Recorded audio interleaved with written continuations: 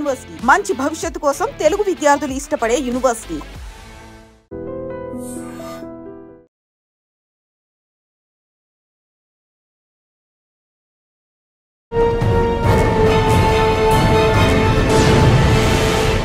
Welcome to crime diaries. ఈ వారం మన guest one of the innovation IFS officer.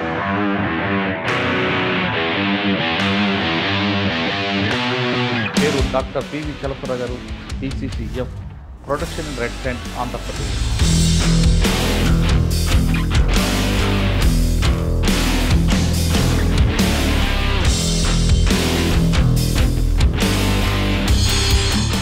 Forest department రావడానికి by chance by choice? Chance ఉంది, by choice కూడా ఉంది. ఎందుకంటే నేను బేసికల్గా మాది సో నేను ఏంటంటే ఆ నేపథ్యంలో అగ్రికల్చర్ సైన్సెస్కి ప్రిఫర్ చేశాను. BSc చేసిన తర్వాత సార్, భద్రాచలం డివిజన్ మీరు చేసినప్పుడు డీప్ ఫారెస్ట్, ఒకవైపు నక్సల్స్ మూవ్మెంట్, అవునండి, మీకు అక్కడ మెయిన్ ఛాలెంజ్ ఏమి వచ్చింది? చాలా ఇష్యూస్ మేము ఫేస్ చేయవలసి వచ్చింది అనమాట. ఇనీషియల్గా 2700 hectares ఏరియా అనుకున్నాం. తర్వాత వాళ్ళ డిమాండ్స్ వేరే అనమాట. ఆ డిమాండ్స్ వేరే ఫోరంలో మీట్ చేయవలసి వచ్చింది. సార్, మీరు బాంబే మీద డాక్టరేట్ చేశారు. మీ గోల్ ఏంటి? గోల్ ఏంటంటే ఈ వాతావరణ పరిస్థితులకి తట్టుకునేది బ్యాంబూ అనమాట. రేపు దాని యూటిలిటీ కూడా పెంచితే మనకి ఎన్విరాన్మెంటల్గా సౌండ్గా ఉంటుంది. రేపు అదే అంటున్నాను, ఇప్పుడు మనకి ఏఎస్ఆర్ లాంటి డిస్ట్రిక్ట్లో ఎక్కువ రెయిన్ఫాల్ వచ్చి ఇది వచ్చి పోతుంటే ల్యాండ్ స్లైడ్ అయిపోతే ఉన్న మట్టి అంతా పోతుంది కదా. ఏఎస్ఆర్ జిల్లా వరకు పరిమితం ఉంటారు. ఆ సాయిల్ అన్ని సాయిల్కి పనికొస్తుంది. అన్నిటి పనికొస్తుంది. నేను ఏఎస్ఆర్ ఎందుకు చెప్తున్నానంటే లాస్ట్ టైం కేరళలో ల్యాండ్ స్లైడ్ అయ్యి మొత్తం కొట్టుకుంది. అలాంటి పరిస్థితి మన దగ్గర, వయనాడు పరిస్థితి మన దగ్గర కూడా రావచ్చు. అందుకోసమని ఏఎస్ఆర్లో ఒక పక్కన ఈస్ట్ కోస్ట్ ఎంత ముఖ్యమో, మ్యాంగ్రూవ్స్ ప్లస్ ఎంటైర్ కోస్ట్లో కూడా మనం గ్రీన్ బెల్ట్స్ రావాలని కదండి. ఒక గ్రీన్ వాల్ లాగా వస్తే తీసుకుంటేనే మన స్పాంజ్ లాగా వచ్చి మనకి రౌండ్ దగ్గర వాటర్ వస్తుంది. మనకి ఆ ట్రీ గ్రోత్ లేదనుకోండి, వర్షం వచ్చిన వెంటనే అంతా మళ్ళీ కొట్టుకుపోతే, వాటర్ అంతా వెళ్ళిపోతే ఏమి ఉండదు. ఇప్పుడు మడ లాంటి అడవులు ఉండడం, మడ లాంటి అడవులు ఏంటంటే అది ఈస్టర్న్ ఏరియాస్లో వస్తాయండి. అంటే కృష్ణా, గోదావరి అలాంటి ఏదైతే రివరైన్ ఏరియాల్లో ఉంటాయి. ఫ్రెష్ వాటర్ రావాలి, సముద్రం రెండు మిక్స్ అవ్వాలి. దానికి ఏంటంటే ఆ ఇంటర్టైడల్ జోన్లో అంతా కూడా మడాడోలు మనం పెంచలేం. సో మిగతా ఏరియాలో షెల్టర్ బెడ్స్ పెంచాలి. సో దానికోసం కూడా మనం ప్లాన్ చేసుకుంటాం. అడవులు కాపాడుకునే బాధ్యత ప్రభుత్వందా ప్రజలదా? ప్రజలేనండి. అంటే ప్రభుత్వం ఏంటనే ప్రజలు. మనకి ఇక్కడ మనకేంటంటే సో మనకి ప్రభుత్వం వేరు, ప్రజలు వేరు కాదు ఇక్కడ. సార్, ఈ డిపార్ట్మెంట్ రావాలనుకున్న యాస్పిరేట్స్ గురించి ఇప్పుడున్న పరిస్థితులు ఏంటంటే మనకి ఎన్విరాన్మెంట్ అంటే మెయిన్ డైవర్సిటీ, బయోడైవర్సిటీ అన్నిటి మీద వీళ్ళందరూ కూడా మనకి దీంట్లో రావచ్చు బాగా.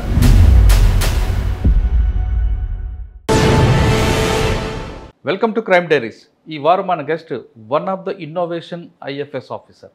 పేరు డాక్టర్ పివి చలపతిరావు గారు, PCCF, protection and red cross, Andhra Pradesh. Chalapathi Rao గారు IFS ఆఫీసర్ అయిన తర్వాత ఆంధ్రప్రదేశ్లో రకరకాల ప్రాంతాలు పనిచేశారు. విభిన్న ప్రాంతాలు పనిచేసిన ఆయన ముఖ్యంగా బాంబే మీద ఎక్కువగా రీసెర్చ్ చేశారు. అందుకే ఆయన డాక్టరేట్ కూడా వచ్చింది.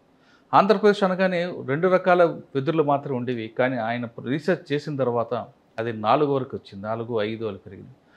బాంబే మీద ఎందుకు అంత రీసెర్చ్ చేయాల్సి వచ్చింది? రెడ్ శాండిల్ మీద అనుకున్న అవగాహన ఏంటి? ప్రస్తుతం ఆంధ్రప్రదేశ్లో అటవీ ఎలా డెవలప్మెంట్ ఎలా చేయాలి అనే విషయాన్ని సార్ అని తెలుసుకుంది. సార్, నమస్తే అండి. నమస్తే అండి. పివి చలపతిరావు గారు, మీరు రాకముందు బాంబే వెదురు అనగానే 2 రకాలు ఉండేవి. ఇప్పుడు దాని సంఖ్య పెరిగింది. పెరగడానికి మీకు ఎక్కువగా వెదురు మీద ఎందుకు ఫోకస్ చేయాల్సి వచ్చింది? ఆంధ్రప్రదేశ్లో మీరు రకరకాల ప్రాంతాలు పనిచేసినప్పుడు అటవీ ఏ విధంగా ఉండేది? ఫారెస్ట్ డెవలప్మెంట్ ఇప్పుడు ఎలాగుంది? ముఖ్యంగా ఆంధ్రప్రదేశ్లో ఇప్పుడు డిప్యూటీ సీఎం గారు ఫారెస్ట్ మీద ఎక్కువగా ఫోకస్ చేశారు కాబట్టి ప్రొడక్షన్ విషయంలో కానీ, రెడ్ శాండిల్ విషయంలో కానీ ఈ డెవలప్మెంట్ ఎలా చూపిస్తున్నారు? అసలు మీ దగ్గర ఉన్న ఇన్నోవేషన్ డిపార్ట్మెంట్ మీద ఎలా చూపిస్తున్నారు? ఈ ప్రశ్నలకు సమాధానం చెప్పే ముందు చలపతిరావు గారి కుటుంబ నేపథ్యం, ఫారెస్ట్ డిపార్ట్మెంట్ రావడానికి బై ఛాన్స్ బై చాయిస్? రెండు అండి. అంటే బై ఛాన్స్ ఉంది, బై చాయిస్ కూడా ఉంది. ఎందుకంటే నేను బేసికల్గా మాది ఫార్మర్స్ బ్యాక్గ్రౌండ్. మా ఫాదర్ వెస్ట్ గోదావరి, ఏలూరు దగ్గర అండి. మా ఫాదర్ వ్యవసాయం చేస్తూ ఉంటారు అనమాట. సో నేను ఏంటంటే ఆ నేపథ్యంలో అగ్రికల్చర్ సైన్సెస్కి ప్రిఫర్ చేశాను. BSc చేశాను. తర్వాత MSc అండ్ PhD అని కూడా ఢిల్లీలో చేశాను. IRI, Indian agriculture research institute, new Delhi. దాన్ని పోసా ఇన్స్టిట్యూట్ అంటారు.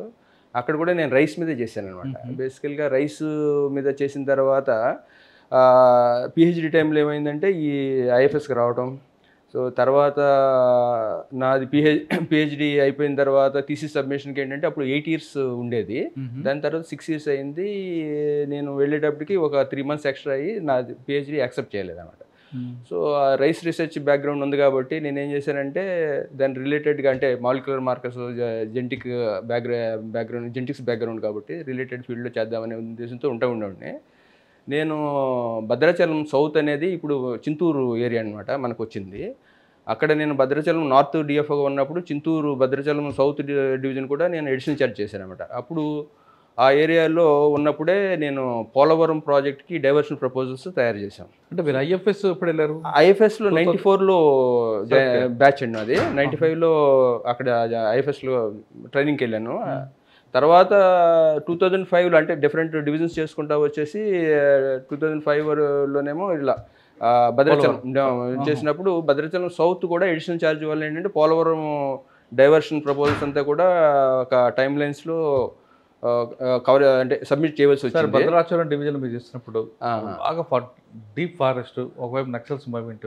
అవునండి. మీకు అక్కడ మెయిన్ ఛాలెంజ్ ఏం వచ్చింది? అదేనండి, అదే చెప్తున్నాను. ఆ ప్రపోజల్ సబ్మిట్ చేసేటప్పుడు చాలా ఇష్యూస్ని మేము ఫేస్ చేయవలసి వచ్చింది అనమాట. యాక్చువల్గా ఏంటంటే అది ఇనీషియల్గా 2700 hectares ఏరియా అనుకున్నాం.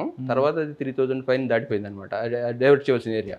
సో వన్స్ మేము దానికి అంటే ఎన్యూమరేషన్ చేయాలి, ట్రీ ఎన్యూమరేషన్ అవి చేస్తున్నప్పుడు ఏమవుతుందంటే అక్కడ లోకల్ ట్రైబల్స్ కొంతమంది అబ్జెక్ట్ చేసి ఒకసారి అబ్జెక్ట్ చేసేది అంటే వీళ్ళందరినీ మా టీమ్స్ని కూడా అబ్జెక్ట్ చేస్తే వాళ్ళతో పర్సూ చేసి మాది ఎన్యూమరేషన్ పర్పసే, we're not going to deal with any ఇది రికమెండేషన్స్కి చేయడానికి కాదు, స్టేటస్ రిపోర్ట్ చేయటం అని చెప్పేసి వాళ్ళతో కన్విన్స్ చేసిన తర్వాత వాళ్ళ డిమాండ్స్ వేరే అనమాట. ఆ డిమాండ్స్ వేరే ఫోరంలో మీట్ చేయవలసి అని చెప్పాం. సో అది అందుకని రికార్డ్ టైంలో మేము ప్రపోజల్స్ సబ్మిట్ చేసినప్పుడు ఏమైందంటే చాలా ఏరియాస్ని మేము కవర్ చేయటం చేస్తున్నప్పుడు అక్కడున్న లోకల్ ట్రైబల్స్ కొన్ని బ్యాంబూస్ని హార్వెస్ట్ చేసేవాళ్ళు కాదు, కొన్ని స్పీసీస్. వాళ్ళని ఎందుకు చేయట్లేదు అంటే ఇది మా కోసం, ఇది మీది డిపార్ట్మెంట్ కోసం కాదు ఇది అని చెప్పారనమాట. ఎందుకు చేయట్లేదు అంటే వాళ్ళు హట్ మెటీరియల్ వాటిని కూడా ఆ బ్యాంబూస్ని వాడుతూ ఉండేవాళ్ళు. వాళ్ళ అంటే హట్స్ అంటే గుడిసెలు వేసుకోవడానికి వాళ్ళ కన్స్ట్రక్షన్ పర్పస్ అన్ని కూడా ఆ బ్యాంబూస్ని ప్రిఫర్ చేసేవాళ్ళు. విల్లంబులు కూడా దాంతో తయారు చేసుకుంటారు అనమాట. విల్లు తయారు చేసుకోవడానికి ఒకటే దీనికి. సో దాని స్ట్రెంత్ పరంగా చూస్తే అది చాలా డిఫరెంట్గా ఉన్నాయి. సో ఇవి బ్యాంబూస్ మీద మనం ఎందుకు వర్క్ చేయకూడదు అనేసి నేను ఇప్పుడు ఏంటంటే అది రైస్ రీసెర్చ్ దీని జీనోమ్ అది అంతా కూడా బ్యాంబూ అని రెండు సిమిలర్ జీనోమ్స్ అనమాట. అంటే ఇది డిప్లాయిడ్ అయితే రైస్, అదేమో హెక్సాప్లాయిడ్స్ టెట్రాప్లాయిడ్స్ అవి ఉంటాయి బ్యాంబూ స్పీసీస్. సో అంటే క్లోజ్ రిలేటెడ్ స్పీసీస్ అనమాట. సో దానికి మార్కర్స్ జెనెటిక్ మార్కర్స్ అనేది సిమిలర్గా ఉంటాయి. సో అందుకని నేను ఏంటంటే ఆ జెనెటిక్ మార్కర్స్ని వాడేసి జెనెటిక్ మార్కర్స్ ద్వారా ఐడెంటిఫై ఎందుకు చేయకూడదు బ్యాంబూస్ని. ఎందుకంటే బ్యాంబూ టాక్సానమికల్గా ఏంటంటే చాలా డిఫికల్ట్ స్పీసీస్. కొత్త స్పీసీస్ని కనుక్కుంటాం అంటే దానికి కమ్ షీత్ అని అది మన కణుపు దగ్గర ఉండే ఆ షీత్ని బట్టే మనం బ్యాంబూ ఐడెంటిఫికేషన్ చాలా వరకు తెలుసు. మీరు అప్పుడు వెళ్ళేసరికి బ్యాంబూస్ ఎన్ని రకాలు ఉండేవండి? అప్పుడు 2 రకాలు ఉండేవి. ఒకటి జారిక వెదురని 3వ రకం ఉండేది. అది కూడా సరిగ్గా ఐడెంటిఫికేషన్ తెలిసేది కాదు ఏ స్పీసీస్ అని. సో వెదురు మనం బుట్టలు తయారు చేస్తే కదా అది వాడతారా? బుట్టలు అన్నీ కూడా మనం ఇప్పుడు మన సాధనం వెదురుతోనే వాడతాం మనం. ఈ బ్యాంబూస్ మనం చెప్పేది ఏంటంటే రెస్ట్రిక్టెడ్ డిస్ట్రిబ్యూషన్ ఆ ఏరియాలోనే ఉంటే ఎక్కువ మందికి తెలియదు, ఎక్కువ అదే లోకల్గా వాళ్ళే వాడుకుంటారు అన్నమాట అక్కడ ట్రైబల్సే. సో ఆ బ్యాంబూస్ని మనం స్టడీ చేసి ఇది కొత్త స్పీసీస్ కొన్ని వచ్చినాయి అనమాట. కొన్ని ఏమో అక్కడ మన నేషనల్ లెవెల్ అంటే డిఎన్ఏ బార్ కోడింగ్ కూడా చేసాం అనమాట. చేస్తే అవి మనకి ఒకటేమో నార్త్ ఈస్ట్ బ్యాంబూతో 100% టాలీ అయింది, మ్యాచ్ అయింది. సో అలాగా మన ఆ స్పీసీస్ అన్ని కూడా ఐడెంటిఫై చేసాము. వాటిలో ఒకటేమో కొత్త స్పీసీస్ అంటే ఇంకా నేమ్ పెట్టవలసింది కూడా ఉందన్నమాట, బ్యాంబూజో స్పీసీసే. సో ఇవన్నీ కూడా మన లిస్ట్లోకి వచ్చినాయి. సో ఎందుకంటే అదేంటంటే మనకి బ్యాంబూ ఎలా ఉంటుందంటే వన్స్ ఒకసారి ఫ్లవరింగ్ వచ్చేస్తే ఒక 60 ఏళ్ళకి రావచ్చు, 40 ఏళ్ళకి రావచ్చు. ఒకసారి ఫ్లవరింగ్ వచ్చిన తర్వాత ఆ ఏరియా అంతా కూడా ఎండిపోతుంది అనమాట. సబ్సిక్వెంట్గా ఫైర్స్ వస్తే అది పాపులేషన్ వెళ్ళిపోతుంది మళ్ళీ అక్కడ ఆ రకంగా చాలా పాపులేషన్స్ మన దగ్గర నుంచి వెళ్ళిపోయినాయి అనమాట, ఎక్స్టెంట్ అయిపోయినాయి. సో అందుకని చిన్న లిమిటెడ్ డిస్ట్రిబ్యూషన్లో ఉన్న స్పీసీస్ని ఇప్పుడు మళ్ళీ మనం పాపులేషన్ పెంచాలనేది ఒక ఐడియా. ఓకే. సో దానికోసం అంటే అక్కడ మూవ్‌మెంట్ ఎదురుపడలేదండి? నక్సల్స్ ఎవరు అదే ఎదురుపడ్డారు. అది అబ్డక్షన్ కూడా జరిగింది అంటున్నాను కదా. మా టీమ్స్ కూడా తీసుకెళ్ళిపోయారు లోపలికి. మళ్ళీ అందరిని మేము కన్విన్స్ చేసి మా ప్రయత్నం. మిమ్మల్ని కూడా అందరు కిడ్నాప్ చేశారా? అంటే నన్ను చేయలేదు, బట్ మా టీమ్స్ని చేశారు. వాళ్ళు మళ్ళీ విడిపించేసి అదన్నీ కన్విన్స్ చేసి చెప్పామన్నమాట. మా ప్రయత్నం అంతా కూడా అక్కడ ఉన్న ట్రీస్ని లెక్క పెట్టడానికి, కానీ ఆ ప్రపోజల్ని రికమెండ్ చేస్తామో కాదనేది కాదు. మా పర్పస్ డిఫరెంట్ కదా. అది వాళ్ళకి చేసాము. వాళ్ళు కూడా అంత ట్రైబల్స్ వాళ్ళందరూ కూడా కన్విన్స్ అయ్యారు. అంటే వాళ్ళు కూడా ఉన్నారా లేదనేది మాకు తెలియదు, కానీ బట్ ట్రైబల్స్ మమ్మల్ని తీసుకెళ్లారు అనమాట, మా టీమ్స్ని. సో భద్రాచలం తర్వాత అండి? భద్రాచలం తర్వాత అంటే భద్రాచలం చేసే ముందు నేను నెల్లూరు చేశాను, వైజాగ్ చేశాను. ఈ ఏరియాలన్నీ తిరిగాను. తర్వాత నెల్లూరు ఫారెస్ట్లో చేశారు? Nellore forest department. అక్కడ కూడా రెడ్ సెంటర్స్ ఉంది కదండి, అది ఉంది. నా first posting Nandyal. So Nandyal చేసినప్పుడు ఒక పక్కనేమో సదర్న్ పాయింట్ అయితే నల్లమల్లో నుంచే స్టార్ట్ అవుద్ది రెడ్ సెంటర్ డిస్ట్రిబ్యూషన్ అనమాట, రుద్రవరం ఏరియాలో. సో అక్కడ మనకి రెడ్ సెంటర్స్ ఎక్స్పీరియన్స్ అక్కడ నుంచి ఉంది. తర్వాత వైల్డ్ లైఫ్ మనకి ఇప్పుడు జీబీఎం అని, గొండ్ల బ్రహ్మేశ్వరం అని కూడా నంద్యాల డివిజన్లో వస్తాయి. సో అది మనకి నల్లమల ఫారెస్ట్ ఏమో మనకి టైగర్ అనేది మెయిన్ హ్యాబిటేట్ అనమాట. దాంట్లో కూడా ఎక్స్పీరియన్స్ ఉంది. తర్వాత ఈ రెడ్ సెంటర్ బేరింగ్ తర్వాత నేను ఇటు ఫస్ట్ పోస్ట్ నంద్యాల. నంద్యాల తర్వాత వైజాగ్ వెళ్ళాను. వైజాగ్లో ఎక్కడండి? వైజాగ్ డివిజన్ అండి. వైజాగ్ డివిజన్ అంటే వచ్చింది సార్ ఛాలెంజ్ మీకు అక్కడ? వైజాగ్లో మెయిన్ ఛాలెంజెస్ ఏంటంటే, వైజాగ్లో అది మనకి కంబాలకొండ శాంక్చురీ అనేది నేనే ప్రపోజల్ పెట్టామండి. అదేంటి ఇప్పుడు ఒక మనకి వైజాగ్ ఏరియాకి ఒక గ్రీన్ లంగ్ కింద లెక్క. సో అది నేను పెట్టిన ప్రపోజలే. అది మనకి అప్పుడున్న అయినపాత్రుడు గారు మాకు ఫారెస్ట్ మినిస్టర్ గారు. సో సార్ని తీసుకెళ్ళి అదంతా చూపిస్తే పైకి కొండ మీద ఒక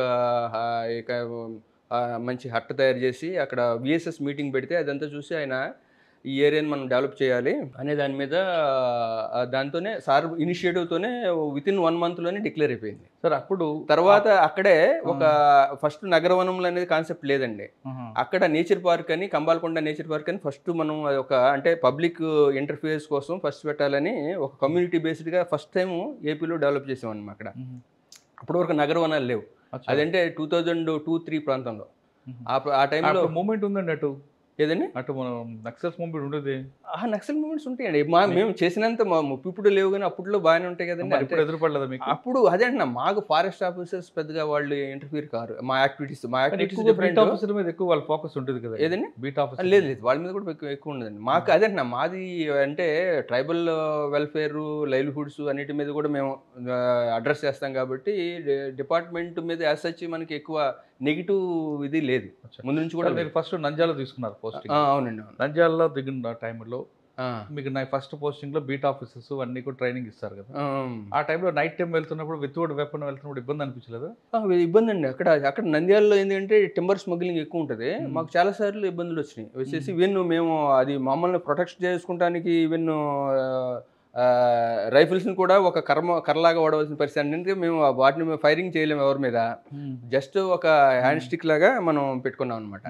సో అలాగా మాకు ముందు నుంచి కూడా ఈ వీళ్ళతో స్మగ్లర్స్. డిఎఫ్ఓ ఎక్కడ సార్ మీరు? నేను నంద్యాల అండి. నంద్యాల డిఎఫ్ఓ. తర్వాత విశాఖపట్నం. తర్వాత విశాఖపట్నం డిఎఫ్ఓగా. సో విశాఖపట్నంలో మీకు బెంచ్ మార్క్ అది ఉంది. అది చేసామండి. అది చేసి అప్పుడు లైవ్లీహుడ్ యాక్టివిటీస్ మనకేంటంటే ఇప్పుడు విఎస్ఎస్ఎల్ అని అది ఎక్కువ ఏర్పాటు చేయడం ఒకటి. విఎస్ఎస్ఎల్లో వాళ్ళ లైవ్లీహుడ్ కోసం వరల్డ్ బ్యాంక్ ప్రాజెక్ట్లో డిఫరెంట్ యాక్టివిటీస్ అన్నీ కూడా అక్కడ అది అయిందండి. తర్వాత ఇటు వైజాగ్ నుంచి నేను నెల్లూరుకి వచ్చా. నెల్లూరులో కూడా మెయిన్ మనకి ప్లాంటేషన్స్ ఎక్కువ రైజ్ చేసి అప్పుడు ఏంటంటే మనం వరల్డ్ బ్యాంక్ ఎయిడెడ్ ప్రాజెక్ట్ ఉంది కాబట్టి జాయింట్ ఫారెస్ట్ మేనేజ్మెంట్ అని దాంట్లో బాగా యాక్టివ్గా ఇది చేసేవాళ్ళం. ఓ పక్కనేమో ఇది రెడ్ సెంటర్స్ మనకేంటంటే వెలిగొండాస్ అంతా కూడా రెడ్ సెంటర్స్ ఉంటుంది. సో ఆ ప్రొటెక్షన్ అన్నీ కూడా బాగా యాక్టివ్గా చేయవలసి వచ్చేది అనమాట. దాంట్లో నెల్లూరులో ఎన్ని ఎకరాలు ఉంటుందండి అప్పుడు? రెడ్ సెంటర్స్ మనకి వెలిగొండాస్ అంతా ఉంటుందండి. అంటే ప్లేన్ ఏరియాస్లో ఉండదు, వెలిగొండాస్ వరకు ఉంటుంది. అప్పుడు స్మగ్లర్స్ కనబడలేదు మీకు? ఉన్నారండి, చాలాసార్లు పట్టుకున్నాం అండి. అది అంటే మనకి స్మగ్లర్స్ని చాలా వరకు మనకి ఏంటంటే ఫీల్డ్లోని పట్టుకునేటట్టు అప్పుడు సార్ మీరు నెల్లూరు నంద్యాల చేశారు, స్మగ్లర్స్ ఎక్కువ ఉన్న ఏరియాలో. ఈ ప్రాంతంలో ఒక మంచి ఆపరేషన్ చెప్పగలరు? అంటే నాకు అంటే అక్కడికన్నా కూడా తిరుపతిలో చేసిన ఎక్స్పీరియన్స్ ఎక్కువ అండి. తిరుపతిలో సిఎఫ్ తర్వాత అంటే ఇక్కడ చేసాము, బట్ మాక్సిమం ఏంటంటే తిరుపతిలో సర్కిల్లో ఉన్నప్పుడు ఆ issues red centre related issues ఏంటంటే అంటే నెల్లూరు తర్వాత తిరుపతి వెళ్ళారు? కాదండి, నెల్లూరు తర్వాత భద్రాచలం. భద్రాచలం వెళ్ళేసి ఇది అంతా అక్కడ యాక్టివిటీస్ ఏది మన పోలవరం డైవర్షన్ ప్రపోజల్స్ ఇన్ టైంలో పంపించడం, తర్వాత ఈ బ్యాంబూ గురించి స్టడీ చేయడం, ఇవన్నీ కూడా అక్కడ చేసామండి. ఓకే, మీరు అక్కడ పోలవరంలో భద్రాచలంలో బ్యాంబూ ట్రై చేసినప్పుడు, సర్వే చేసినప్పుడు మీరు ఆల్రెడీ 2 ఉన్నాయన్నారు కదా, ఇంకెన్ని ఫీచర్స్ మీకు ఐడెంటిఫై చేస్తారు? అదే మొత్తం ఇప్పుడు 7 స్పీసీస్ రిపోర్ట్ చేసానండి, ఇంక్లూడింగ్ ఆ 2 కాకుండా అనమాట. అంటే ఒక 5 స్పీసీస్. అంటే ఇప్పుడు మనకి ఏపీలో 5 ఉన్నాయి, 7 రకాలు ఉన్నాయి. అంటే న్యాచురల్ పాపులేషన్స్, అంటే ప్లాంటెడ్ కాదు, న్యాచురల్ పాపులేషన్స్ 7 రకాలు ఉన్నాయి. 7 రకాల్లో ఒక రకం ఇప్పటికి ఇంకా నేమ్ కొత్తది అనమాట. కొత్త 7 రకాలు అని చెప్తున్నారు కదా.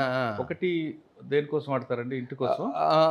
ఇది మనకేంటంటే సాధనం బ్యాంబు అని మనం ఇక్కడంతా వాడేది సాధనం బ్యాంబు అండి. ముల్లెం బ్యాంబు ఏంటంటే అక్కడ మారేడుమిల్లి ఏరియాలో బ్యాంబూ చికెన్ అంతా కూడా ముల్లెం బ్యాంబుతో తయారు చేస్తారు. అది కాకుండా నేను చెప్పిన ఇది వింటి వెదురు అనేది విల్లంబులు తయారు చేయడానికి అనమాట.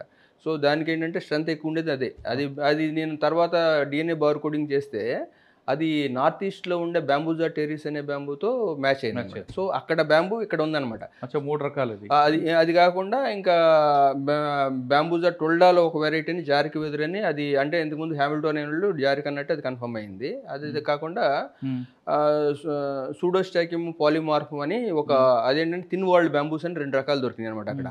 సో సూడోస్టాకియం పాలిమార్ఫమ్ అనేది థిన్ వాల్డ్ బ్యాంబూ, అది మనకి ఏది మన ఈ స్ట్రాస్ లాగా వాడుకోవచ్చు.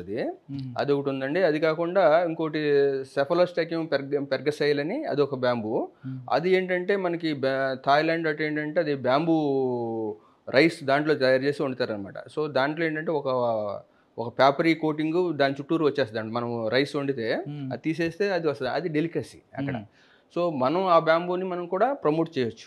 అది సెఫలోస్టాకియం, అది కూడా హాలోగా థిన్ వాల్డ్ బ్యాంబూ, అది మన దగ్గర ఉంది. బాంబూ చికెన్ అని అమ్ముతుంటారండి. అది బ్యాంబూజా బ్యాంబూస్ అని, అది ముల్లెం బ్యాంబూ. మన తెలుగులో ముల్లెం అంటారు, ముళ్ళు ఉంటుంది దానికి. ఆ బ్యాంబూ నుంచి బ్యాంబూ చికెన్ తయారు చేస్తారు మారేడుమిల్లి ఏరియా. అది మంచిదా సార్ తింటే? మంచిదండి. అది అంటే లోపల అన్ని ఇన్ఫ్యూజ్ అవుతాయి కదండి, మంచిది. అది అంటే బ్యాంబూ లోపల ఉన్న ఇదంటే ఉడకబెట్టినప్పుడు లోపల ఫ్లూయిడ్స్ అన్ని కూడా దీనికి యాడ్ అవుతాయి అనమాట. దానివల్ల ఒక స్పెసిఫిక్ ఫ్లేవర్. రైస్ బిర్యానీ కూడా చేస్తుంటారు. అంతే, బిర్యానీ కూడా చేస్తారండి. బిర్యానీ అన్ని కూడా దాంట్లో అన్ని కలిపి. ఎక్కువ మారేడుమిల్లి దొరుకుతుందా బ్యాంబూ? ముల్లెం బ్యాంబూ మనం ఇటువైపు ఉంటుంది కానీ అన్ని చోట్ల ఉంటుంది ముల్లెం బ్యాంబూ, మనకి త్రూఅవుట్ ఏపీ ఉంటుంది. బట్ అక్కడ ముల్లెం బ్యాంబూ ఏంటంటే మారేడుమిల్లి ఉండేది మనకి ఆ సైజ్ పెద్దది వస్తుంది, మనకి అంత సైజ్ ఇక్కడ రాదు. అది ఈజీగా హార్వెస్ట్ చేస్తారు అక్కడ. సో వాడచ్చు సార్ అది? ఒకసారి వాడతారు. కొంతమంది అది కర్రలో పెట్టి తీసి దాన్ని వాడకూడదు. ఒకసారి వాడితే వచ్చేస్తుందండి అది అంతా. ఇంకా 2వ సారికి వాడరు జనరల్గా అక్కడ వాళ్ళు. అది అక్కడ ఎక్కువ బాంబే చికెన్ కానీ బాంబే రైస్ కానీ ఒకసారికి వాడతారు. కానీ చాలా ఎక్కువ కావాలి కదా సార్, కొంతమంది అదే రిపీట్గా చేస్తుంటారు. అంటే అది చాలా ఒక గడబొంగు తీసుకుంటే ఒక 20 వస్తాయి కదండి దానికి కణుపులు. సో ప్రతి కణుపుని వాడతారు అనమాట. సార్ తర్వాత Nandyal to Nellore, Nandyal to Vizag to Nellore నుంచి భద్రాచలం.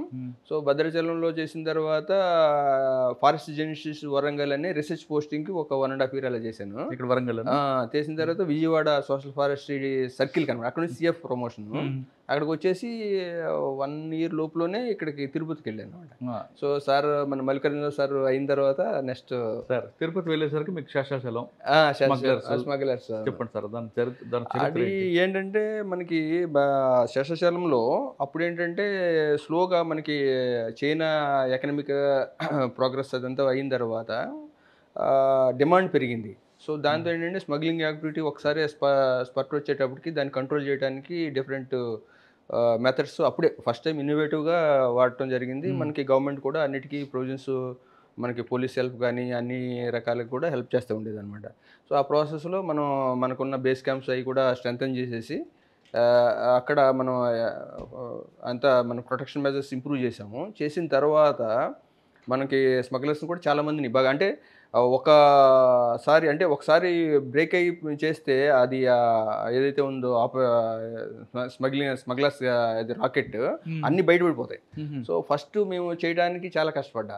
ఫస్ట్ మనకి ఒక 100 మంది వరకు అంటే 95 ఎంతమందినో ఫస్ట్ దీంట్లోనే ఒక 3 monthsకి ఆపరేషన్లో మొత్తం అంతా మనకు జాగ్రఫీ మీద దాని మీద ఐడియా వచ్చిన తర్వాత ఫస్ట్ ట్రై చేస్తే ఒకేసారి మేము అంతమందిని అరెస్ట్ చేయగలం ఓ నైట్ అనమాట. సో ఏమైందంటే ఈ స్మగ్లర్స్ ఎలా ఉంటారంటే మనకి చేమల్లాగా వెళ్ళిపోతూ ఉంటారు, మనకి వచ్చినట్టు వెళ్ళినట్టు ఏం తెలియదు. సో సో దానికోసం అని ఏంటంటే వాళ్ళని పట్టుకుంటానికి స్పెషల్ టీమ్స్ని ఎవరికి అంటే మా టీమ్స్లో వాళ్ళకి తెలియదు ఎందుకు ఎవరెవరు ఎక్కడ పెట్టామో పెట్టేసి అంతా ఏరియాని అంతా సీల్ చేసేసి వాళ్ళు వస్తున్న డైరెక్షన్ చూసుకుని వాళ్ళని డిస్పర్స్ అయ్యేటట్టు చేసి అందరినీ మళ్ళీ పట్టుకునేటట్టు మనం. సో ఆ నైట్ మేము ఆపరేషన్ చేస్తే ఆపరేషన్ ఎప్పుడు చేస్తారు? అరౌండ్ నైట్ 9 o'clock అంటే శ్రీవారి మెట్టు ఉంది కదండి, ఆ ఏరియా శ్రీవారి మెట్టు ఉంటుంది కదా, శ్రీవారి మెట్టుకి వెళ్ళే దారిలో ఒక ఈత కోన అని ఉంటుంది అనమాట, చీకటేకల కోన అని ఇది కోన అని ఒకటి ఉంటాయి ప్లేస్లో. అదేంటంటే పైనుంచి తీసుకొచ్చి అది రూట్ అనమాట. అక్కడ నుంచి వెళ్ళిపోయి వాళ్ళు చిత్తూరు రోడ్డు దగ్గర లోడ్ చేస్తుంది మెటీరియల్.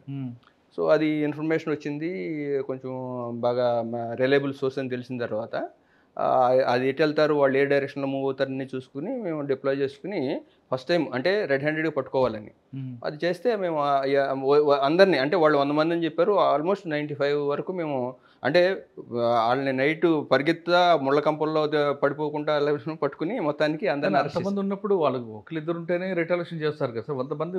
అదే కదా ఫస్ట్ టైం కదా వాళ్ళు అంటే ఇప్పుడు మనకు తెలియదు సర్ప్రైజ్ చెక్ కదా, వాళ్ళు ఏంటంటే వాళ్ళని డిస్పర్స్ చేసేసాం. ఫస్ట్ డిస్పర్స్ చేసేసి డిఫరెంట్ డైరెక్షన్ వెళ్తుంటే ఆ టీంలు మా వాళ్ళు ఉంటారు కదా ఈజీగా పట్టుకోగలిగాం. తర్వాత సబ్సిక్వెంట్గా కుదరేది కాదు. ఆ టైంలో ఫస్ట్ చేసినప్పుడు మాత్రం బాగా ప్లాన్ చేసుకున్నాం కాబట్టి అంతమందిని పట్టుకున్న తర్వాత ఏంటంటే వాళ్ళ ఎక్కడి నుంచి వస్తున్నారు ఏంటంటే అది జావాది హిల్స్ అని తమిళనాడు అంటే మనకు ఒక క్లారిటీ వచ్చిందనమాట. స్మగ్లింగ్ ఎలా జరుగుతుంది, ఎక్కడి నుంచి వస్తున్నారు, ఈ కింగ్ పిన్స్ ఎవరు, అది కొంత మనకు వచ్చిందనమాట. సో అది వచ్చి ఆ స్ట్రక్చర్ చెప్పండి, ఎక్కడి నుంచి స్టార్ట్ అయ్యి కింగ్ పిన్ వరకు వెళ్తుందండి? అదేనండి, వీళ్ళని లేబర్ని ఒకళ్ళు తీసుకొస్తారండి, ఒకరికొకరు కాంటాక్ట్స్ ఉండవు. సో లేబర్ని తీసుకొచ్చి డిప్లాయ్ చేసేవాడు ఒకడు ఉంటాడు, దాన్ని మెటీరియల్ వచ్చిన తర్వాత వాడిది ఏంటంటే మెటీరియల్ తీసుకొచ్చి వెహికల్లో లోడ్ చేసే వరకే వీళ్ళకి తెలుస్తుంది అనమాట. సార్ వెహికల్ తర్వాత అది ఎక్కడికి వెళ్తుంది, చెన్నైకి పోతుందా, ఇంకో చోట పోతుంది అంటే అది ఇంకొక ఆపరేటర్ అనమాట. సో అలాగా చైన్ ఆఫ్ పీపుల్ అంటే పక్కా ఆర్గనైజ్డ్ క్రైమ్. సో అదంతా జరుగుతూ ఉంటుంది. సో అదంతా కూడా మనకు ఒక క్లారిటీ వచ్చింది. డిఆర్ఐ అఫీషియల్స్, పోలీసు, అన్ని ఇంటెలిజెన్స్ వింగ్స్ అన్నిటిని మనం కోఆర్డినేట్ చేసుకుంటే శేషాచలంలో ఉన్న రెడ్ శాండిల్కి అంత. సో అది ఏమైందంటే మేము ఇది ఈ రకంగా మొదలుపెట్టిన తర్వాత ఒక చైనా నుంచి ఒక డెలిగేషన్ వచ్చింది. వాళ్ళు ఏంటంటే వాళ్ళకు కూడా ఎక్కడ తిరుపతిలో ఎక్కడ తెలియదు అనమాట. అలా బ్లైండ్గా వాళ్ళు చిత్తూరు వెళ్ళారు. చిత్తూరు కాదు ఇక్కడ ఆఫీస్ అంటే ఇక్కడికి వచ్చారనమాట ఒక ట్రాన్స్లేటర్ని పట్టుకుని. సో చూస్తే వాడు చెప్పింది చూస్తే ఏంటంటే మనకి తెలియదు అనమాట యాక్చువల్గా. అంటే ఇది దేని పర్పస్ కోసం ఏంటనేది రకరకాల ఇవి ఉంటాయని యూజ్ చేస్తారని అనుకుంటా ఉన్నాం కదా. బట్ వాడు చెప్పిన మాట చూస్తే ఏంటంటే చాలా క్లారిటీ ఇచ్చారనమాట. ఎందుకంటే వాళ్ళు మింగ్ డైనెస్టీ నుంచే దీన్ని వాడుతూ మొదలుపెట్టారు. మింగ్ డైనెస్టీలో రాజులు కూడా ఒక సింహాసనం అది కూడా రెడ్ శాండిల్తో తయారు చేసింది. బట్ అది కూడా అప్పుడు ఎందుకు చేశారంటే వాళ్ళు మళ్ళీ దాని రిలేషన్ ఎలా అంటే మన బుద్ధిస్ట్ మాంకులు అమరావతి ఏరియా నుంచి వెళ్ళేటప్పుడు ఈ వుడ్ని అంటే మనకి ఇప్పుడు నెల్లూరు ఏరియాలో ఇప్పుడు కూడా రెడ్ శాండిల్స్ అంటే బొమ్మకర అంటారు. సో బొమ్మలు తయారు చేస్తారు అనమాట. సో అది బుద్ధుడు బొమ్మలు అలాంటి తయారు చేసుకుని వాళ్ళు వెళ్ళేటప్పుడు మాంక్స్ తీసుకెళ్లేసి దీన్ని ఎటర్నల్ వుడ్ అని చెప్పారు. అంటే ఎప్పుడు కూడా పాడవద్దు, అది బ్రేక్ అవటం కానీ లేకపోతే చెదపట్టడం కానీ ఏం రకంగా ఉండదు, ఎలా ఉందో ఎలా ఉంటుంది అనమాట అది. సో అందుకని అది ఎటర్నల్ వుడ్. అది ఏంటంటే ఈవిల్ స్పిరిట్స్ అన్నింటినీ కూడా బయటికి అంటే అది రానివ్వదు బేసికల్గా అనేది సెంటిమెంటల్ వుడ్గా వాళ్ళు బుద్ధిజంలో వాడటం మొదలుపెట్టారు చైనా అంటే వాళ్ళు చెప్పడం ప్రకారం. సో తర్వాత ఏమైందంటే వన్స్ మనకి ఎకనామిక్ వాళ్ళు డెవలప్ అయిన తర్వాత చిన్న చిన్న బీడ్స్ దగ్గర నుంచి చిన్న ఐటమ్స్ ఉంచుకున్న వాళ్ళు ఫర్నిచర్ అంటే స్టేటస్ సింబల్గా మారిపోయింది. అది ఎకనామిక్గా అది ఆ డెవలప్మెంట్ మొదలైన తర్వాత. సో వన్స్ మొదలైన తర్వాత ఏంటంటే దాంతో అక్కడ ఎక్కువ యూసేజ్ పెరగడం వలన డిమాండ్ కూడా పెరిగిపోయిందని చెప్పారనమాట. సో దానికి హిస్టారికల్ ఇంకొకటి ఏంటంటే బ్యాక్గ్రౌండ్ మింగ్ డైనెస్టీలు కూడా దుగ్గరాజపట్నం పోర్ట్ నుంచి వెంకటగిరి రాజు నుంచి తీసుకున్న అది కూడా వాళ్ళు చెప్పారు. అంటే అంత హిస్టారికల్ బ్యాక్గ్రౌండ్తో వచ్చారన్నమాట వాళ్ళు.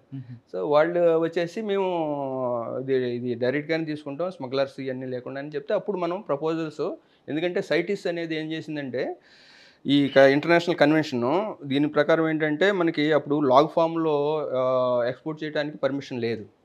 సో లాగ్ ఫామ్లో కాకుండా వాల్యూ యాడెడ్ ప్రోడక్ట్గా చేయాలంటే వ్యాప్ ఫామ్లో చేయాలంటే ఇక్కడే మనకి అంత ఇది తెలీదు. చేసినా కూడా అక్కడ యూటిలిటీ ఎలా చేస్తారో వాళ్ళకి తెలియదు కదా. దానికోసమని అప్పటి నుంచి మనం ఏంటంటే ఈ ప్రపోజల్స్ అంటే వాళ్ళు ఇచ్చిన బ్యాక్ డ్రాప్లు ఇవన్నీ కూడా తీసుకుని గవర్నమెంట్తో కూడా మన పీసీ డిపార్ట్మెంట్ పర్మిషన్ లేదు కదా సార్, అది కట్ చేయడానికి యునెస్కో ఒప్పుకోదు కదా అది. అదే కాదు, ఇదే సైటిస్ అండి. సైటిస్ అదే దానికే మనం అదే దాన్ని కన్విన్స్ చేయడానికే ఒక ఎన్డీఎఫ్ అని నాన్ డిటర్మినెంటల్ ఫైండింగ్స్ అని, అది నా టైంలో జరిగిన ఇవన్నీ కూడా అనమాట, ఈవెంట్స్ చెప్తున్నాను అందుకని. సో అందుకని ఆ ప్రపోజల్ మనకి అప్పుడు మనకి డిపార్ట్మెంట్ గవర్నమెంట్తో డిస్కస్ చేసి, ఎందుకంటే ఇంటర్నేషనల్ డిమాండ్ మీట్ అయితే మనకి స్మగ్లింగ్ తగ్గిపోద్దని. సో ఆ ప్రాసెస్లో మనం తీసుకొచ్చేసి అప్పటి నుంచే మనకి అప్పుడు వరకు 7 లక్షలు 8 లక్షలు ఉండేది, మనకి యావరేజ్ రేట్ 40 lakhs వరకు ఎందుకు వచ్చిందంటే ఈ కారణాలు అనమాట.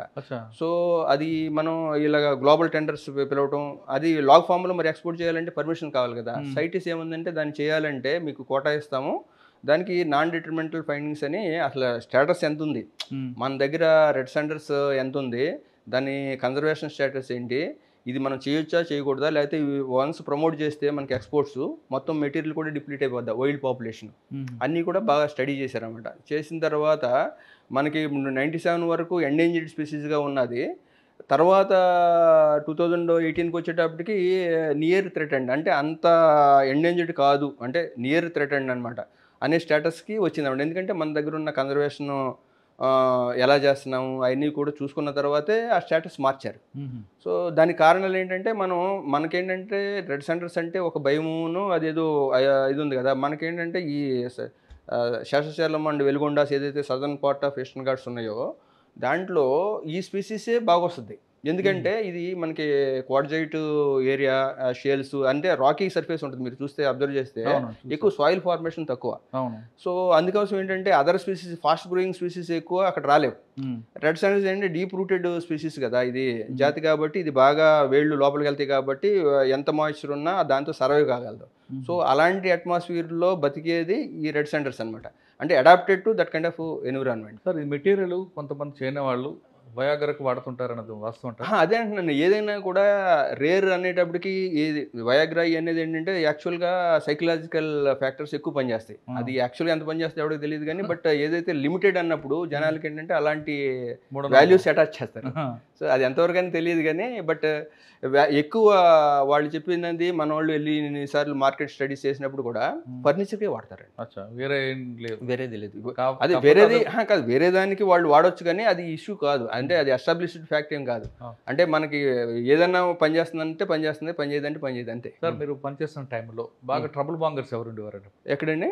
శేషాచలంలో మెయిన్ అదేనండి, అది లోకల్, అది ఇప్పుడు అక్కడ నుంచి వస్తారు కదండి, ఇప్పుడు తమిళనాడు డిపార్ట్మెంట్ కూడా కొంతమంది కొల్యూటర్ అనేది ఉంటారు కదండి. ఇప్పుడు ఏదైనా సిస్టంలో ఒక 5%, 3%, 4% ఎంత కొంతమంది ఈ ఎలిమెంట్స్ ఉంటాయి, బ్యాడ్ ఎలిమెంట్స్ ఉంటారు. అది ఉంటారు కాబట్టి వాళ్ళని కూడా మనం కంట్రోల్ చేసి మేనేజ్ చేయాలి కదా. వాళ్ళ మూమెంట్స్ ఏంటి అని గమనిస్తుంటేనే మనం సక్సెస్ఫుల్గా చేయగలం, లేకపోతే అది మనం సక్సెస్. అక్కడ మీ సర్వీస్లో బాగా మీకు ఛాలెంజ్ ఉన్న ఆపరేషన్ వచ్చిందా? ఏదండి ఛాలెంజ్ వచ్చిన ఆపరేషన్?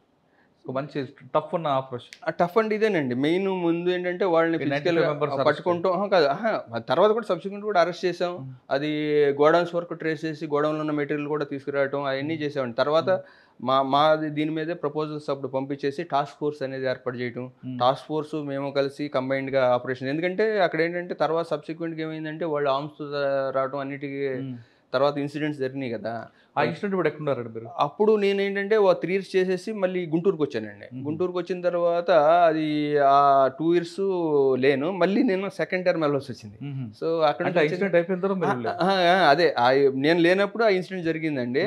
అది మన స్టాఫ్ని చంపేయటం, తర్వాత సబ్సిక్వెంట్గా అది ఒక ఎన్కౌంటర్ ఇవన్నీ జరిగిన తర్వాత కొంచెం అక్కడ లోపలగా భయం వచ్చింది. దానికోసమని నన్ను మళ్ళీ అక్కడికి వెళ్ళమన్నారు. ఇది గుంటూరులో చేస్తున్న 2 years అయింది, అయినా కానీ మళ్ళీ అక్కడికి పోస్ట్ చేశారు. సెకండ్ టైం వెళ్ళిన తర్వాత ఎవరైతే స్మగ్లర్స్ కట్టర్స్ చేస్తారో వాళ్ళ విలేజ్కి వెళ్ళి వాళ్ళకి ఎక్స్ప్లెయిన్ చేయడం, కేసులు పెడితే ఎలాగుంటాయి విషయం కూడా మీరు చేసామండి. అది కూడా పంపించాం కదండి. ఎందుకంటే వాళ్ళ అంత ఆర్జన్కి వాళ్ళకి వెళ్ళాల్సింది వచ్చింది. అంటే అది వాళ్ళు అక్కడ ఎలా ఉంటారు అంటే మనకు అప్పటి వరకు తెలియదు కదండి, ఎవరు వస్తున్నారో తెలియదు, ఎలా చేస్తున్నారో తెలియదు. సో మొత్తం అంతా ట్రేస్ అవుట్ చేసాం.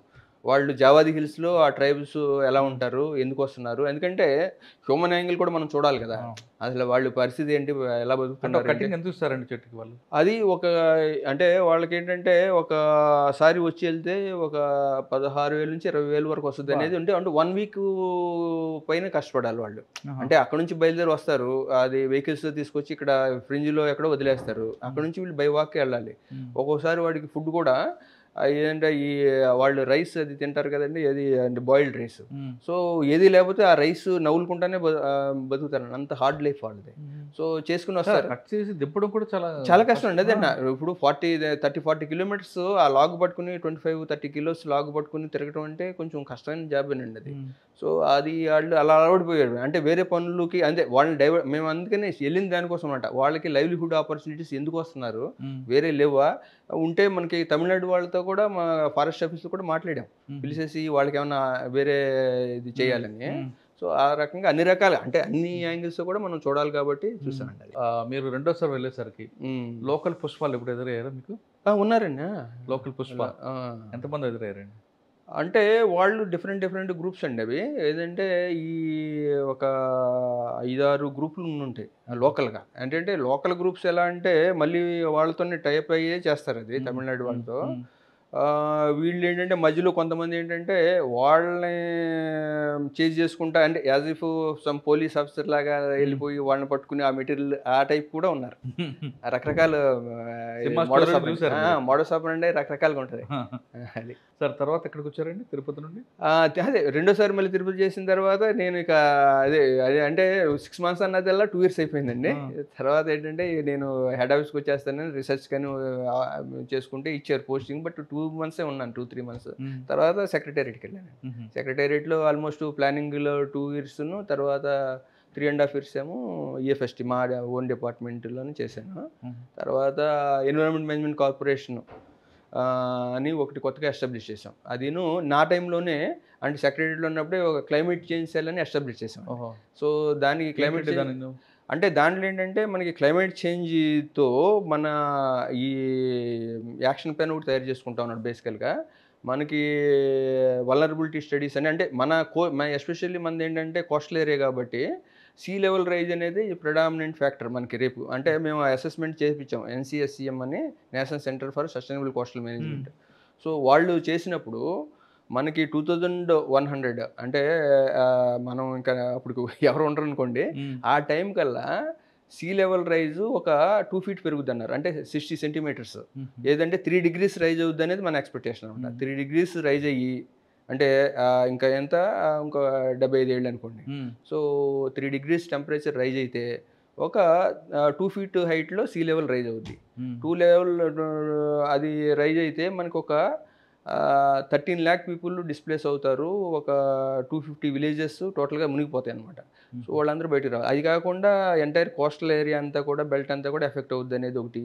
దాంతోపాటు ఏంటంటే మనకి ఈ హై రెయిన్ఫాల్ ఏరియాస్ ఉన్నాయి చూడండి, మనకి ASR డిస్ట్రిక్ట్ లాంటివి అండ్ అదర్ ఈస్టర్న్ ఘాట్స్లో కూడా ఎక్కువ ఏంటంటే రెయిన్ఫాల్, ఎరాటిక్ రెయిన్ఫాల్ వస్తుంది.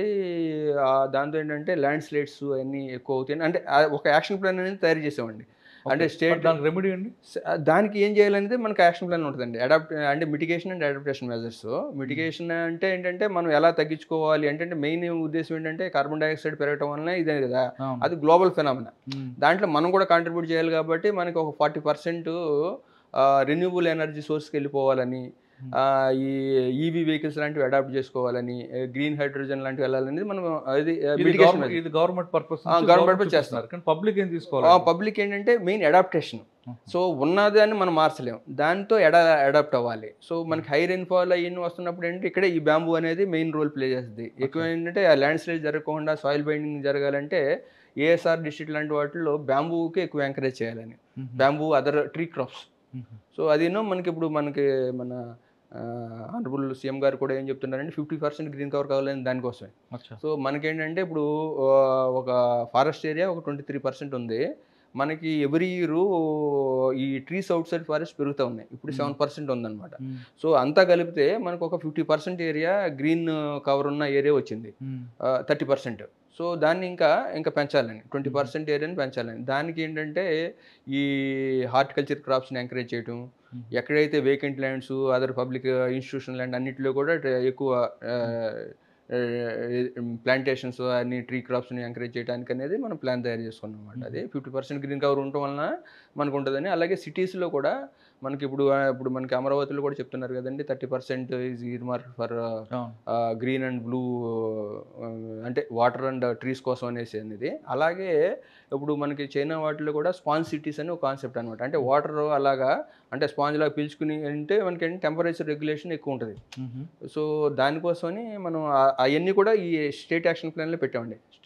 సాప్సిసి అంటాం, state action plan for climate change and climate change అది దాని మీద చేశాం. సార్ మీరు చెప్తున్నట్టుగా వెదర్లో చేంజ్ వచ్చినా సీ హైట్ పెరిగినా ముఖ్యంగా విశాఖపట్నం లాంటి బౌల్ కనిపిస్తుంది, దానికి ఎఫెక్ట్ ఎక్కువ ఉంటుంది అంటారా లేదు మిగతా? అంటే మేము ఐడెంటిఫై చేసిన దాంట్లో వైజాగ్ కాకినాడనే మనం చేసాము. అలాగే ఇటు విజయవాడ ఈ సైడ్ కూడా ఫ్లడ్స్ అంటే ఇవన్నీ కూడా అంటే అది వైజాగ్ ఏరియా ఏంటంటే షోర్ లైన్ ఎరోజన్ అదర్ ఫ్యాక్టర్స్ వల్ల అది కూడా వలనరబుల్.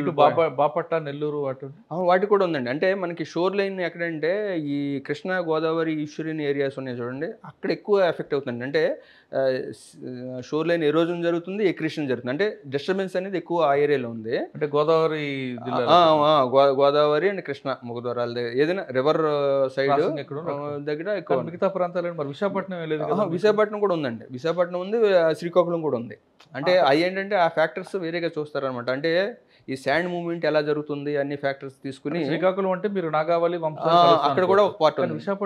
విశాఖపట్నం ఏంటంటే అది అదే వాటర్ అంటే సీ వాటర్ కరెంట్ మూవ్మెంట్ అన్ని పెట్టేసి వాళ్ళు అంటే మనకి ఎన్సిఎస్ఎం అండ్ అదర్ ఇన్స్టిట్యూట్స్ కూడా ఓషనోగ్రఫిక్ ఆస్పెక్ట్స్ స్టడీస్ వాళ్ళందరూ కూడా అవి కూడా వల్నరబుల్ పాయింట్ ఆఫ్ వ్యూలో ఇంపార్టెంట్ ఇదిగా చేశారనమాట. దానికి రెమెడీ కూడా ఉంది, మీ దగ్గర రెమెడీ కూడా ఉంది. అంటే పబ్లిక్లో అవేర్నెస్ తీసుకురావడం. అవేర్నెస్ కాదు, అంటే ఇంజనీరింగ్ స్ట్రక్చర్స్ దగ్గర నుంచి అన్నీ ఉంటాయండి. ఆ పబ్లిక్లో అవేర్నెస్ తీసుకురావాలి. అవి ఏంటంటే వాళ్ళు పబ్లిక్ కూడా ఏం తెలుసుకోవడం వలన అది కాదు కదా, అంటే ఎలా అడాప్ట్ అవ్వాలి అనే దాని మీద. ఇంకోటేమో మనం షోర్ లైన్ ఎలా ప్రొటెక్ట్ చేసుకోవాలి. ఓకే, ఇప్పుడు నెక్స్ట్ ఇప్పుడు తిరుపతి నుంచి ఎక్కడికి వచ్చారంటే సెక్రటరీ నుంచి ఇటు వచ్చాం అంతే. ఇప్పుడు మనం ప్రొడక్షన్ దీనికి వచ్చాం. Production come red sandal already మీరు. అవునండి, అవును. ప్రొడక్షన్ ఏమున్నాయండి ఇప్పుడు? ప్రొడక్షన్ అదేండి, ప్రొడక్షన్ ఏంటంటే బేసికల్గా మనకి ప్లాంటేషన్స్ హార్వెస్టింగ్ అవి ఉంటాయండి. ఇప్పుడు మనకేంటంటే గవర్నమెంట్ ఇంతకుముందు బ్రిటిష్ టైం నుంచి ఏంటంటే రెవెన్యూ ఓరియంటెడ్ డిపార్ట్మెంట్, అప్పట్లో ప్రొడక్షన్ అనేది మెయిన్ రోల్. ఇప్పుడు ప్రొడక్షన్ అనేది కాదు. ఇప్పుడు ఏంటంటే eco restoration and ecological values, environment ఇది మారిపోయింది, టోటల్ కాన్సెప్టే మారిపోయిందండి. సో మేము అందుకని ఎక్కువ థ్రస్ట్ ప్రొడక్షన్కి ఇవ్వట్లా. అంటే ఇది రెవెన్యూ జనరేషన్ అనేది కాకుండా ఉన్న ఏరియాస్ని ఎలా రిస్టోర్ చేయాలి, ఎలా మనం ప్రొడక్టివ్గా తీసుకురావాలి, బయోడైవర్సిటీ ఎలా మెయింటైన్ చేయాలి, ఈ ఆస్పెక్ట్స్తో.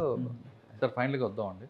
గవర్నమెంట్ పర్టికులర్గా ప్రొడక్షన్తో పాటు ఏపీలో ఉన్న ఫారెస్ట్ని ప్రొటెక్ట్ చేయాలి, దాంతోపాటు ఎన్విరాన్ చేయాలి, అంతే మీద ఎక్కువ ఫోకస్ చేస్తుంది, ఎక్కువ టూరిజం అంత. కొంతమంది పబ్లిక్ ఏమని అంటారంటే అడవులు కాపాడే బాధ్యత మాది కాదు ప్రభుత్వానిదే అంటారు. దాంతోపాటు చెట్లు ఉన్నాయి, ఎన్విరాన్మెంట్ కోసం చెట్లు కూడా ప్రభుత్వం కొన్ని చెట్లు ప్రోత్సహించింది, కోలోకార్పస్ లాంటి వాటికి. ట్యాంక్ బాగుంటుంది, ఆక్సిజన్ వస్తుంది, వాటికి వ్యతిరేకించే వాళ్ళు కూడా కొంతమంది ఉన్నారు. ఈ రెండింటికి మీరే సమాధానం చెప్తారు? అదేండి, యాక్చువల్గా ఏంటంటే మనకి ఇది కోనోకార్పస్ కావచ్చు, ఇంకో స్పీసీస్ కావచ్చు అండి, ఏదైనా కూడా ఒకటే క్రాప్ వేసడం వల్ల ఏంటంటే ఎన్విరాన్మెంట్లో ఇప్పుడు మనకి ఒకే ఏదైనా బీస్ కానీ ఏదైనా తీసుకోండి, అన్ని రకాలు ఉంటేనే ఒక ఈకో సిస్టమ్ డెవలప్ అవుతుంది. ఒకే స్పీసీస్ వస్తే అది మనకి కోనోకార్పస్ వేయడం వల్ల ఒక చెట్టు చెట్టు మీద ఒక పండు రాదు, కాయ రాదు, పక్షి కూడా వాళ్ళదు, ఆ చెట్టు వల్ల ఉపయోగం లేదని కొంతమంది. అదేనా, అది మనకి కోనోకార్పస్ అనేది అంటే అది డెజర్ట్ ఏరియా నుంచి వచ్చిందండి. అదేంటంటే ఏది తినదు, నాన్ బ్రోజబుల్ స్పీసీస్. ఇంకోటి ఏంటంటే అదేంటంటే మనకి ఇది మనకి గోరింటాకు ఇలాంటి ఫ్యామిలీ అనమాట. సో దాని ఫ్రూట్స్ కూడా ఏమి ఉండవు కదా, సో ఈ సిస్టంలో ఉపయోగపడుతుంది. బట్ సమాజానికి ఉపయోగం అంటారు అంటే అదేంటన్నా గ్రీనరీ పాయింట్ అంటే మనకి ఇప్పుడు అలా ఎక్కడన్నా ఏదైనా గ్రీనరీ డెవలప్ చేయాలి ఇది అనుకుంటే ఏదో లిమిటెడ్ ఏరియాలో వేసుకోవచ్చు. ఇప్పుడు ఏమవుతుందంటే మనకి ఒకళ్ళు మొదలు పెడితే అందరూ అదే వేస్తారు. సో దాంతో ఏంటంటే మేము దానివల్ల ట్యాంక్ పవర్ఫుల్, దాని ట్యాంక్ నుంచి వచ్చే ఆక్సిజన్ చాలా మంచిది అంటారు. అదేం లేదు, అదేంటున్నానండి. ఇప్పుడు ఏదైనా కూడా మనకి ఆక్సిజన్ వస్తుందంటే మనకి ఫోటోసిన్సిస్ ద్వారానే వస్తుంది, అది ప్రాసెస్లోనే భాగంగా ఆక్సిజన్ వస్తుందండి. సో ఏదైనా చెట్టు నుంచి అయినా ఒకటే ఆక్సిజన్, అది కొన్ని కార్పస్ వేరే ఆక్సిజన్, అది ఫాస్ట్గా పెరిగితే ఎక్కువ ఆక్సిజన్ రిలీజ్ అవుతుంది, అంతే కదండి అది. సో అదేంటంటే అక్కడ డిజర్ట్ ఏరియాలో కాబట్టి ఇక్కడికి వచ్చింది కాబట్టి ఇక్కడ ఎన్విరాన్మెంట్ బాగుంది కాబట్టి ఇంకా ఫాస్ట్గా పెరుగుతుంది. బట్ దాన్నే మనం ప్రమోట్ చేయడం అనేది కరెక్ట్ కాదు. అది దాన్ని ప్రమోట్ చేయడం కరెక్ట్ కాదంటారా, దాన్ని అవాయిడ్ చేయడం కరెక్ట్ అంటారా? కాదు, అదే అంటున్నా, అవాయిడ్ చేయడం. ఇప్పుడు మనకి లిమిటెడ్ ఏరియాలో ఇప్పుడు అన్ని స్పీసీస్తో పాటు దీన్ని కూడా ఒక అంటే పెట్టుకున్నాం అనుకోండి, ఇబ్బంది లేదు. దీన్ని మన వాళ్ళు ఏం చేస్తారంటే ఇది ఈజీగా ఉంది కదా, వస్తుంది కదా, మనకి సక్సెస్ రేట్ 100% ఉంది, ఏ పశువులు కానీ ఏవి కానీ తినవు, ఏ పక్షులు కూడా అది అన్నట్టు వెళ్ళిపోతుంది. అది కరెక్ట్ కాదు అది. సో అంటే డైవర్సిటీ పాయింట్ ఆఫ్ వ్యూలో అన్ని స్పీసీస్ ఉండాలండి. ఇప్పుడు మనం యాక్చువల్గా ఏంటంటే ఇప్పుడు ఇక్కడ కూడా మనకి ఏం చేస్తున్నామంటే ఈస్టర్న్ ఘాట్స్ లోకల్ బయోడైవర్సిటీ అంతా తీసుకొచ్చి పెట్టాలని ఇప్పుడు ప్లాన్ కదా, అది కరెక్ట్. మనకేంటంటే లోకల్ బయోడైవర్సిటీ అంతా మనం చేసే అఫారెస్టేషన్ యాక్టివిటీలు ఉంటే ఏంటంటే అక్కడ మన చుట్టూ ఉన్న ఏదైతే బర్డ్స్ కావచ్చు, బటర్ఫ్లైస్ కావచ్చు, ఏమైనా కూడా అవే మనకి దీని మీద డిపెండ్ అవుతాయి. సో అలా కాకుండా మనం ఎక్కడో ఫారిన్ వేరే స్పీసీస్ చెప్తే ఏంటంటే ఆ స్పీసీస్ దీంతో ఇంటిగ్రేట్ అవ్వడానికి టైం పడుతుంది. అది అనమాట. ఇప్పుడు మనకి ప్రోసోఫిస్ ఉంది, మన సర్కార్ తుమ్మ అనేది మనది కాదు, అది తీసుకొచ్చి అప్పుడు ఏంటంటే ఎక్కువ బ్యారన్ ఏరియాస్లో ఉండాలని మనమే తీసుకొచ్చి ఇంట్రొడ్యూస్ చేసాం. బట్ ఇప్పుడు తమిళనాడు గవర్నమెంట్ దాన్ని టోటల్గా బ్యాన్ చేసింది. ఎందుకంటే అది ఎక్కువ ఇన్వేజివ్గా అయిపోయి అన్ని ఏరియాస్ అది ఆక్రమిస్తుంది అనమాట. సో అలాగా. సో ఇప్పుడు మనకి ప్రోసోఫిస్ అనేది ఎక్కడన్నా మనకి చార్కోలు ఇలాంటి నెల్లూరు లాంటి ఏరియాలో బ్యారన్ ఏరియాస్లో అది దాని నుంచి ఎక్కువ చార్కోల్ తయారు చేస్తున్నారు. సో బట్ ఏదైనా ఇంటర్ఫీర్ అవుతుంది అనుకోండి మన న్యాచురల్ గ్రోత్కి, అప్పుడు మనం దాన్ని తీసేయవలసిందే. ఇన్వేజివ్ స్పీసీస్ని ఎప్పుడు కూడా ఉంచకూడదు లోకల్ స్పీసీస్తో మనకి ఇది వచ్చినప్పుడు. సార్ మీరు బాంబే మీద డాక్టరేట్ చేశారు, మీ గోల్ ఏంటండి అసలు? అదేనండి, నేను గోల్ ఏంటంటే బ్యాంబూ మీద ఎందుకు చేసామంటే బ్యాంబూ అనేది మనకి అంటే గడ్డి జాతి మొక్క కదండి. ఇప్పుడున్న క్లైమేట్ చేంజ్ ఇష్యూలో వీటిలో ఏంటంటే రేపు అది ఎక్కువ తట్టుకునేది, ఈ వాతావరణ పరిస్థితులకి తట్టుకునేది బ్యాంబూ అనమాట. రేపు దాని యూటిలిటీ కూడా పెంచితే మనకి ఎన్విరాన్మెంటల్గా సౌండ్గా ఉంటుంది. రేపు అదే అంటున్నాను, ఇప్పుడు మనకి ఏఎస్ఆర్ లాంటి డిస్ట్రిక్ట్లో ఎక్కువ రెయిన్ఫాల్ వచ్చి ఇది వచ్చి పోతుంటే ల్యాండ్ స్లైడ్ అయిపోతే ఉన్న మట్టి అంతా కొట్టుకుపోతుంది కదా. కానీ మీరు అల్లు ఏఎస్ఆర్ జిల్లా వరకు పరిమితం అంటున్నారు, ఆ సాయిల్ అన్నిటి సాయిల్కి పనికొస్తుంది. అన్నిటి పనికొస్తుంది. నేను ఏఎస్ఆర్ ఎందుకు చెప్తున్నానంటే ఏఎస్ఆర్ ఇది మనకి ఇప్పుడు మనకి లాస్ట్ టైం కేరళలో ల్యాండ్ స్లైడ్ అయ్యి మొత్తం కొట్టుకుంది. అలాంటి పరిస్థితి మన దగ్గర, వయనాడు పరిస్థితి మన దగ్గర కూడా రావచ్చు. అందుకోసమని ఏఎస్ఆర్ ఎందుకు ప్రామినెంట్గా చెప్తానంటే అక్కడ రెయిన్ఫాల్ వచ్చి ఎక్కువ వచ్చేసి మనకి అంతా కూడా ఎంక్రోచ్ అయిపోయి ల్యాండ్స్ అది బ్యారన్ ఉండిపోయింది అనుకోండి, సిమిలర్ సిచ్యువేషన్ వచ్చేస్తాను. అందుకని ప్రొటెక్షన్ ఈస్టర్న్ ఘాట్స్ మనకి ఉన్నాయి, కానీ ఒక పక్కన ఈస్ట్ కోస్ట్ ఎంత ముఖ్యమో మ్యాంగ్రూవ్స్ ప్లస్ ఎంటైర్ కోస్ట్లో కూడా మనం గ్రీన్ బెల్ట్స్ రావాలని కదండి. ఒక గ్రీన్ వాల్ లాగా వస్తే మనకి రేపు ఎక్కువ స్టార్మ్ సర్జెస్, సైక్లోన్స్ ఎక్కువ వస్తాయి అనుకుంటున్నాం కదా, వాటిని కంట్రోల్ చేస్తాయి. అలాగే ఈస్టర్న్ ఘాట్స్లో ఉన్న వెజిటేషన్ కూడా మనకి ఎందుకంటే అది ఉంటే మనకి ఏంటంటే రేపు ఈ ల్యాండ్ స్లైడ్ లేకుండా ఎక్కువ రన్ ఆఫ్ లాసెస్ లేకుండా వాటర్, ఇప్పుడు స్పాంజ్ లాగా ఎఫెక్ట్ వస్తుంది కదండి మనకి ఫారెస్ట్లో. ట్రీస్ ఉంటేనే మనకి స్పాంజ్ లాగా ఎఫెక్ట్ వచ్చి మనకి రౌండ్ దగ్గర వాటర్ వస్తుంది. మనకి ఆ ట్రీ గ్రోత్ లేదనుకోండి, వర్షం వచ్చిన వెంటనే అంతా మళ్ళీ కొట్టుకుపోతే వాటర్ అంతా వెళ్ళిపోతే ఏముండదు, అదనమాట. కానీ ఇప్పుడు మడ లాంటి అడవులు ఉండడం వల్ల, మడ లాంటి అడవులు ఏంటంటే అది ఈస్టర్న్ ఏరియాస్లో వస్తాయండి. అంటే కృష్ణా గోదావరి అలాంటి ఏదైతే రివరైన్ ఏరియాల్లో ఉంటాయి, దానికి మడ అడవులకి ఏంటంటే ఒక స్పెసిఫిక్ ఎన్విరాన్మెంట్ కావాలి. అదేంటంటే ఫ్రెష్ వాటర్ రావాలి, సముద్రం రెండు మిక్స్ అవ్వాలి. దానికి ఏంటంటే ఆ ఇంటర్ టైడల్ జోన్లోనే వస్తుంది, వేరే చోట రాదు. మనకి మడ అడవులు మొత్తం సీ కోస్ట్ అంతా, కోస్టల్ ఏరియా అంతా చేయలేం. So only limited to Krishna Godavari other reverse దగ్గర ఉన్న ఇదే కానీ మిగతా ఏరియా చేయలేం. ఇప్పుడు 974 కిలోమీటర్స్ ఉన్న స్ట్రెచ్ ఉంది కదండి మనకి కోస్టల్ ఏరియా, అంతా కూడా మడ అడవులు మనం పెంచలేం. సో మిగతా ఏరియాలో షెల్టర్ బెల్ట్స్ పెంచాలి. సో దానికోసం కూడా మనం ప్లాన్ చేసుకుంటున్నాం. సార్ ఫైనల్గా చెప్పండి, అడవులు కాపాడుకునే బాధ్యత ప్రభుత్వందా ప్రజలదా? అదే ప్రజలేనండి. అంటే ప్రభుత్వం ఏంటనే ప్రజలు. మనకి ఇక్కడ మనకేంటంటే మన ప్రజలు ఎంత మనకి పాలసీ మేకింగ్లోను అదర్ వీటిలోని ఇన్వాల్వ్ అయితే అంత ఎఫెక్టివ్గా స్కీమ్స్ ఉంటాయి. సో మనకి ప్రభుత్వం వేరు, ప్రజలు వేరు కాదు ఇక్కడ. సో ఎంత మనకి కొంతమంది ప్రజలు ప్రభుత్వమే చేయాలి, అదే అప్పుడు ఫెయిల్ అవుతాయి కదా. అందుకే నన్ను ప్రజలే తీసుకోవాలి. అంటే ప్రభుత్వం అంటే ప్రజలే ఇన్ఫ్లుయెన్స్ చేయగలగాలి.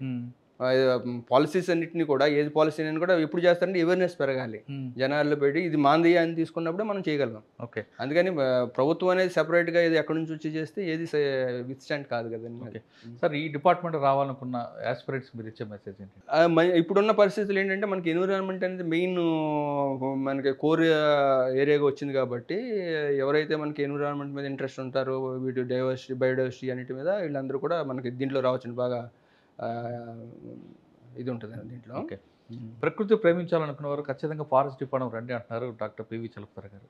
ఇక్కడికి వచ్చేదైన తర్వాత మీకున్న ఆనందం, మీకు ప్రజల మీద ఉన్న, మీకు అడవుల మీద ఉన్న అభిమానం అన్నీ చూపించవచ్చు అని చెప్తున్నారు. మరోవైపు ప్రజలు కూడా ప్రతి అడవి కూడా నాది అని భావిస్తే ఖచ్చితంగా ఆంధ్రప్రదేశ్లో అడవిలు అభివృద్ధి చెందుతుందంటూ ఆయనకున్న అనుభవం చెప్తున్నారు.